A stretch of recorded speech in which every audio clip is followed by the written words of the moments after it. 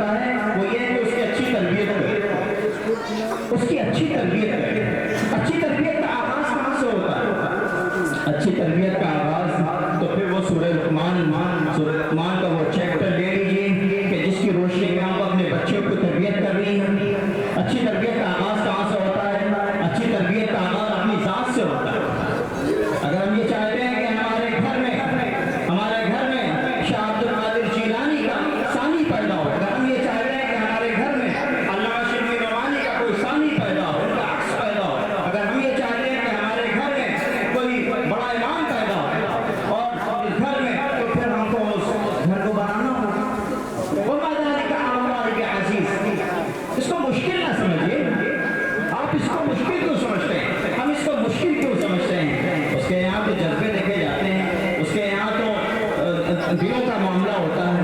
اگر آپ نے ارادہ کر لیا اور اس کے لیے کوشش کی، اپنی ذات سے شروع کیا، اور جو ہدایات آئی ہیں قرآن میں، حدیث میں، جو عمل ہمارے سامنے ہے، سیرت سے جو ہمیں سمجھ میں آتا ہے، اور ہمارے سلف کے طریقے سے جو چیزیں سمجھ میں آتی ہیں، اگر اس نہج پر ہم چلے اور اس نہج پر اپنے بچوں کی پرورش کی، تو انشاءاللہ یہ جو نسل ہے، آج بیٹھی ہوئی یہ نسل ہے، ان میں سے کوئی بایزید بستانی ہوگا، تو کوئی عبد القادر جیلانی ہوگا، تو کوئی تحقیق کا میدان کا شناور ہوگا، کوئی علامہ شبلی نعمانی ہوگا، کوئی سید سلیمان ندوی ہوگا، کوئی ابو القاسم نعمانی ہوگا، کوئی قاسم نانوتوی ہوگا، اور نہ جانے کیسے کیسے سرما پیدا ہوں گے۔ ظاہر سی بات ہے کہ مستقبل ہمارے سامنے کھڑا ہے، وہ کن کے ہاتھوں میں ہوگا؟ وہ انہی کے ہاتھوں میں ہوگا، وہ ہمارے آپ ہی کے بچے ہوں گے۔ اب ان میں کچھ بچے زمانے قیادت کو سنبھالنے والے ہوں گے، اس وقت وہ ہوں گے جن کو اچھی تربیت ملی ہوگی، جن کے لیے کچھ فیصلے اللہ کی طرف سے ہوتے ہیں، ساری فیصلے اللہ کی طرف سے ہوتے ہیں، اور پھر ان کو وہ ماحول ان کے والدین نے دیا، ان کے گھر نے دیا، ان کے اساتذہ نے دیا، اور پھر وہ چمکیں گے اور ملت اسلامیہ کی قیادت کریں گے اور انسانیت کو فائدہ پہنچائیں گے۔ اپنی ذات سے شروع کریں۔ 7 سال کا بچہ ہو جائے تو اس کو نماز کا حکم دینا ہے، 10 سال کا ہو جائے تو اس کی نماز چھوڑنے پر اس کی سرزنش کرنی ہے۔ یہاں سے آغاز ہو جاتا ہے، یہاں سے شروعات ہو جاتی ہے۔ رسول پاک علیہ السلام کو اللہ پاک نے اس کائنات میں بھیجا امتی، اور آپ کو پھر آپ کا فرض منصبی کیا بنایا گیا؟ قرآن بیان کرتا ہے کہ هو الذي بعث في الأميين رسولا منهم يتلو عليهم آياته ويزكيهم ويعلمهم الكتاب والحكمة وإن كانوا من قبل لفي ضلال مبين۔ محترم حاضرین، یہی چیزیں ہمارے لیے راستہ طے کرتی ہیں، یہی ہمارے لیے راستہ طے کریں گے۔ رسول پاک علیہ السلام معلموں کے معلم تھے۔ آپ نے فرمایا کہ میں سب سے بڑا استاد، آپ نے فرمایا انما بعثت معلما، میں استاد بنا کر ہی تو بھیجا گیا، میں معلم انسانیت ہوں۔ تو تعلیم مجھ سے سیکھو، تربیت مجھ سے سیکھو، دیکھو کہ میں کس طرح تعلیم دیتا ہوں، دیکھو کہ میری تربیت کیا ہے، اور دیکھو کہ میں نے کیسے ٹھیکوں کو قیمتی ہیرا بنا دیا، اور خود رکھے جو راہ پر اوروں کے ہادی بن گئے، کیا نظاتی جس نے لوگوں کو مسیحا کر دیا۔ وہ آیت میں نے پڑھی ہے، بس اس کی تشریح کر کے بس بات نہیں ختم کروں۔ شاید میں اپنے میسج کو اور اپنی بات آپ تک پہنچا سکا ہوں کسی درجے میں۔ رسول پاک علیہ السلام کے بارے میں یہ آیت نازل ہوئی، اور قرآن میں اللہ پاک نے فرمایا کہ وہی ذات ہے جس نے امیین میں ایک رسول کو بھیجا، ناخواندہ لوگوں میں ایک رسول کو بھیجا، اور اس نے کیا کام کیا آ کر، اور کیسے کایا پلٹ دی۔ ہم کو بھی تو ضرورت ہے کہ ہماری کایا پلٹ جائے۔ کیسے کایا پلٹ ہوتی ہے؟ اسی نقش پر چلنا ہوگا، اسی راستے پر چلنا ہوگا۔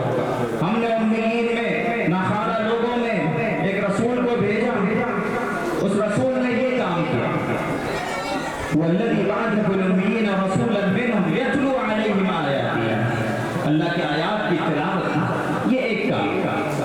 اللہ کی آیات کی تلاوت، اس سے استغنا نہیں ہو سکتا، اس سے بے نیازی نہیں ہو سکتی، اس سے ہٹ کر تعلیم اور تربیت کا ہر تصور ناقص رہے گا۔ دیکھ لیجیے پھر کیا ہوگا، جن کو تعلیم نبوی کی معنویت کا اور تعلیم نبوی کی اہمیت کا اندازہ نہیں ہے، وہ کہہ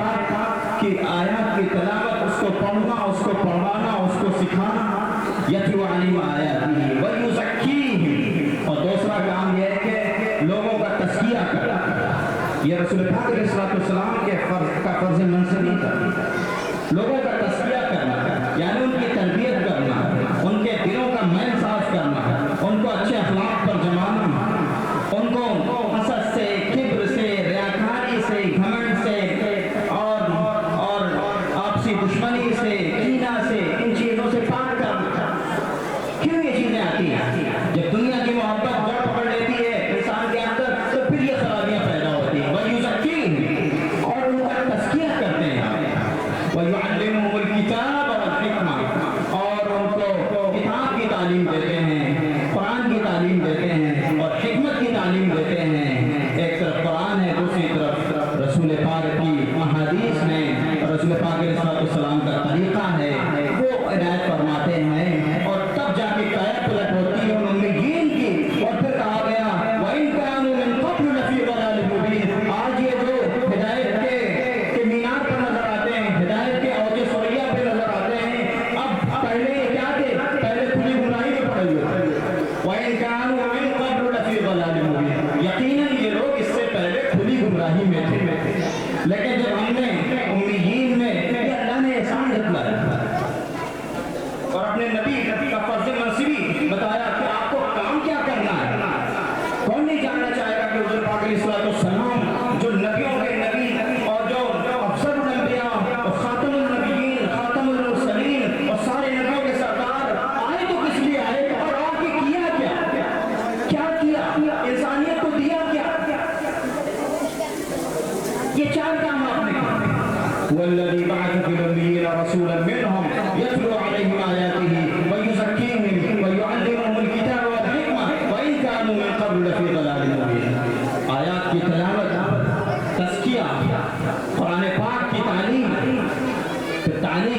और हिकमत की तालीम।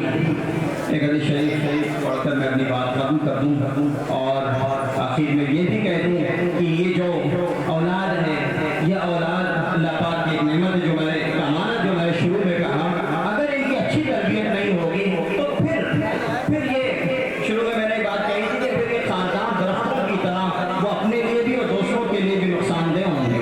यही बात रसूल पाक अलैहिस्सलाम ने फरमाई है कि कुल्लु मौलूदिन मा मिन मौलूदिन इल्ला यूलदु अलल फित्रा फ़अबवाहु युहव्विदानिही औ युनस्सिरानिही औ युमज्जिसानिही इला आखिर हदीस। और कमा क़ाल रसूलुल्लाह सल्लल्लाहु अलैहि वसल्लम कि हर बच्चा फितरत पे पैदा होता है, हर बच्चा फितरत इस्लामी पे पैदा होता है। यानी अगर उसको बाहर की चीज़ें और बाहर की फ़िज़ा उसको न मिले तो फिर वो इस्लाम पे कायम रहेगा। वो खुद अपनी बसीरत से, अपने अक्ल से, अपने फ़हम से एक खुदा को पहचान लेगा, एक खुदा को पहचान लेगा। देखिए बहुत सारी चीज़ें बाहर चलती हैं, बहुत सारे रुझानात, बहुत सारे लोग, गुमराहियाँ, तमाम चीज़ें जिसका रंग वो बाद में कबूल कर लेता है। वरना हम तो हर इंसान को फितरत सलीमा के साथ पैदा करते हैं। फिर उसके वालिदैन या तो उसको यहूदी बना देते हैं अगर उसकी अच्छी तरबियत ना करें, या ईसाई बना देते हैं, या आतिशपरस्त आग पूजने वाला बना देते हैं। और उसके बाद आपने फरमाया अच्छा बताओ कि ये जो जानवर होता है, ये जो आमतौर से इसके जो बच्चे होते हैं सही सालिम होते हैं, कान नाक का दुरुस्त होता है आमतौर से होते हैं, लेकिन उसके बाद इसके कान नाक कौन काट देता है? तुम लोग काट देते हो। यही मामला इंसान का है कि इंसान को अल्लाह पाक ने ऐसा बनाया है कि वो कुरान की तालीम को कबूल कर ले, वो एक अल्लाह को पहचान ले, रसूल की मारिफत हासिल कर ले। लेकिन उसके वालिदैन जिम्मेदार होते हैं, उसके असातिज़ा जिम्मेदार होते हैं कि उसको कौन सी तालीम देते हैं। या तो उसे एक अल्लाह का बंदा बना दें, या उसे हज़ारों खुदाओं के सामने उसको झुका दें, उसको यहूदी बना दें, उसको नसरानी बना दें, उसको मजूसी बना दें। और ये जिम्मेदारी फिर मुआशरे पे जाती है, असातिज़ा पे जाती है, वालिदैन पे जाती है। बहुत जिम्मेदारी की चीज़ है, हम अपनी जिम्मेदारियों को समझें। बहुत मुबारकबाद मैं पेश करता हूँ इस बच्चे को जिसने कुरान आज मुकम्मल किया, अपने सीने में कुरान महफूज कर लिया। इसके वालिदैन मुबारकबाद के मुस्तहिक़ हैं, ये असातिज़ा, उसका वो उस्ताद जिन्होंने उन पर मेहनत की, और उनके वालिदैन, और ये कैंपस और ये इदारा जिसने ये इंतज़ाम किया और ये सहूलत फराहम की। इस बच्चे ने अपने